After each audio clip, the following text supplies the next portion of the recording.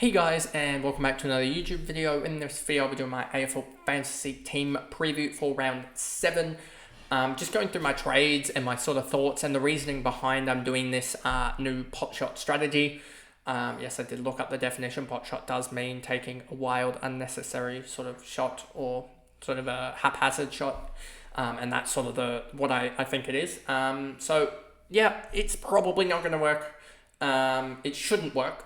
Theoretically, it shouldn't work, but theoretically it says it should work or should have a chance of working. Sorry, but realistically, that shouldn't be the case.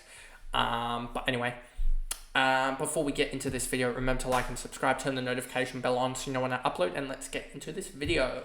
So, as you can see here, I have 199k in the bank, and you saw that I had 560k in the bank at the end of last week. So I spent 360 of those K and spent a little bit less. And this is the reasoning behind me saying it's a pot shot, is because I'm not spending up that 199k because I'm using it next week on another one and trying to just basically make up the ground that I have lost in cash gen. As you can see, I would say I'm roughly 500k, 450k behind the big cash generators accounts. They're roughly, if we look here, you'll see the big cash generators are roughly, one's already at 21 million. Look at this, 21 million, and wow, they have a lot of cash generation there. Wow, that's absolutely huge. Yeah, just huge cash generators on the bench there. They have the ability to trade out one of these guys straight to a premium. Wow, that is a lot better than my side, but we hopefully can catch up. So yeah, over a rank 5560, that's probably going to drop over the course of the season. I expect to finish somewhere around that 10 to 11k just because of the way I'm going to do it. But if it does somehow work and I get back into the top 2,000, then that would be kind of crazy. But let's hope for the best. But yeah, Cheezel captain's not going to happen, I can tell you that. Lockie Whitfield staying here, he's doing well. Hayden Young, all clear in the fitness report that we got today, which is good. Elliot Yeo, he's doing his best and will be a luxury trade if we get to that point. Riley Bonner, probably the last week for him. We've been saying this for about 5 weeks now. But L5 of 89, L3 of 85, he's doing his job. He's going to make a little bit of cash if he goes another 85 again, which will be good for cash generation just to get me to that next guy that I want.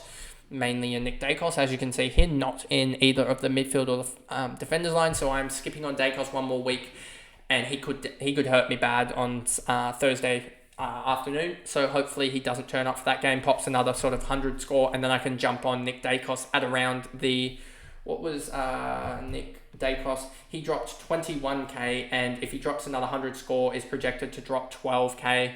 So yeah, I'm hoping I can get him at sort of that 870k range, and that would be an easy upgrade for Bonner. And then I can almost swap around a sort of the likes of a Luke Jackson or something like that, as Luke Jackson's break even is a 121, which is annoying. And there isn't really many that I can turn to for Luke Jackson. So it may mean that Luke Jackson could easily actually be the guy that I just used to upgrade, and then Riley Bonner stays another week, which could be the case, as I may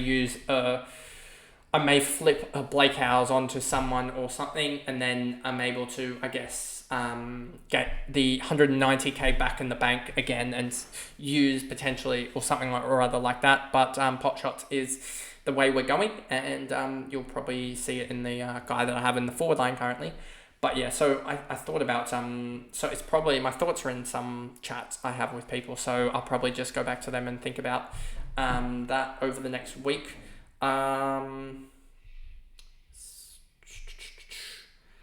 Who think Dempsey will be, Dempsey being out this week? And good thing that I have him traded. Sorry, I just saw a text from a mate saying that potentially Dempsey's out. And the good thing is I can tell you right now that Dempsey is out in both formats for me. So yeah, so there are my trades, and you can see the pot shots approach with the Caldwell and McRae, and out are Dempsey and Massimo, and that's how I generated the 199k spare, as I had so much in the bank to start. So as you can see here with this side, Bonner on his last legs, Luke Jackson on his last legs, Jeremy Sharp as well, about ready to cash him out potentially. And you can see this sort of spot here. That's probably going to be the worry, as I wish I had Harley Reid for this spot here instead of like a Seth Campbell or something like that. It would just be perfect, and I wouldn't be in the position that I was in. But we move. So yeah, I just want to check in that. Where is it? It might be in actually a Twitter chat that I have that I may have put out my thoughts. Let me just see. Where is it? Just going back here. No. Oh yeah, that's what I thought about, is potentially going a Luke Jackson to a Houston or something or other like that. As you can see, this sort of 799k 3-round average guys. You got Bobby Hill as well. You got Bolton potentially that I could move to, but that would start to stack up the forward line, I guess, with forward line guys. But I mean that can work potentially. Bolton could work. Baker could potentially work next week. Anyone else here? Yeah, as we said, Hill. And then on the 800k range, you've got potentially a Houston, or potentially anyone else here. No one else here that I'm really liking the look of necessarily. But yeah, Houston and hopefully Dacos will be. But there's sort of, and Wanganeen Malira potentially if he bottoms out, given his 122. So could potentially get him in as well, which would put me more on the Saints, which would be swapping Bonner for another Saints halfback. But we'll see. There is sort of 5 or 6 options that will get me to that point where another hopeful 2 mid-prices up to sort of 2 premiums next week, hopefully, is sort of the plan with that, as my light is very much dropping. So try and create some artificial light for you there. So yeah, just hoping that I can get Bonner and sort of Jackson up. But the plan is always just sort of taking these sort of shots at players and not going necessarily for. I could go for Flanders. I could have gone for Dacos. I could have done a Flanders and Dacos for, I think, a Luke Jackson and a Massimo. But hearing the news about Dempsey most likely being out for Rowan, is that I probably have to move him on, and Dempsey's really started to slow. So that probably leans me towards these trades of these guys. Yeah, as I was saying, I could easily just go. I could easily just do this and get Dacos in this week for a Caldwell. But then again, that wouldn't be fun. So yeah, I'm probably going to wait one more week, because Caldwell is. I can just do it this way. Where is he? Down here. Caldwell is 47 break even, so he's probably going to go up using cash, and he could easily have a big game, even though we have Setterfield and they have Setterfield coming back most likely. Perkins potentially, you need to look at the injury report for them. But yeah, so this is almost aside. There's not much to talk about with it.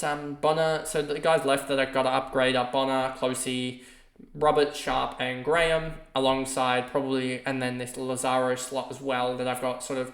I'll probably have to bank cash on Seth Campbell and Lazaro, and then upgrade or somehow save myself about 200k, and then somehow use that to get this spot up, this F6 spot. Or potentially just sort of slide a McRae back here, as I can do that there. So yeah, we'll see with the forward line. I'm kind of hoping Zorko doesn't fail, because I have him in Supercoach, but he starts to put up really efficient Supercoach numbers, but not fancy numbers, because his fancy output has been pretty big. But yeah, it's looking bleak, let me put it that way. Bontempelli, hopefully he returns fire. I can actually do this in steals now, my M1, which is weird to think about. It goes that way, I guess, there. And then, yeah, so McRae coming in, I thought he looked all right, and his he doesn't really rely on CBAs. I think Jaden put out a thing a couple weeks ago, maybe at the start of the year, saying he doesn't rely on CBAs. And I think it's more down to the attitude of McRae, and if he really wants to play. Because if he wants to play and puts tackling pressure on, if he gets the tackles and the cheap ones down the back or out of the contest, the cheap +6s, he really starts to rack up the score. So hopefully he can rack up the score as, who do they play? They play Fremantle, so we'll see how that goes. That would be a big matchup with me having Jackson, McRae, Sharp all playing in that game, and Hayden Young playing in that game. Hayden Young got cleared, as I said earlier, I think, or maybe in the tips video I said that.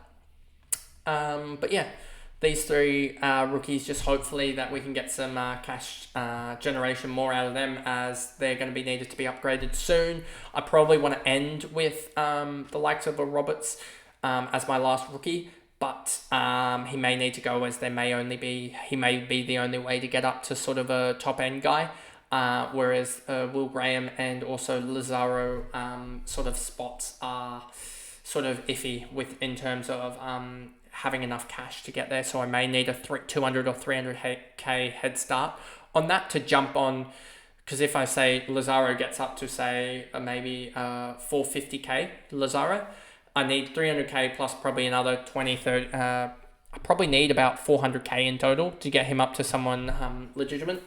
So yeah, it's quite hard to get these guys that are under 400 or under 500k up. Whereas Matty Roberts I could get Matty Roberts along with sort of 50, 60k in the bank alongside say a 450k guy and get him up to someone really, really good. So yeah, we'll see, but it's going all right. My eyes are sort of in the next couple of weeks, once I get out of the likes of the next upgrades of Dacos and Houston or sort of the forward. My eyes are looking at potentially a sort of Tom Green or who has a massive break, even a 151, and he's projected to drop massively apparently here with he's supposed to drop 75k, so he would be at 880k or so, but I don't think that'll occur. Potentially Connor Rozee, who's got a big break even here as well, he's projected to drop 74k, so he's potentially on there at sort of that range as well. Errol Gordon sort of got his break even back in check, so he's supposed to hold price basically. Sam Walsh, didn't go for him just because of the no marks that I think Vams put out. I've been saying this constantly. I don't really think that he can necessarily keep it up, especially with the potential tag of O'Connor coming in. And yeah, Zorko and Flanders being there, this could be iffy, them being there. And then potentially also Petrarca, who's got a 137 break even against Richmond. He could potentially be in line. So yeah, we'll see. It's another short video. I don't really have much to put on it. Yeah, it's these two need to go out. You've also got Clark Campbell, Lazaro. I've got so much cash just here that is probably dead. Howes also as well. They all need to start to go. I think maybe it might be time for a Seth Campbell or a Charlie Lazaro, depending on if Lazaro gets back into the 22 or not next week, for them to go, as their break-evens are pretty high and they're not really necessarily making cash.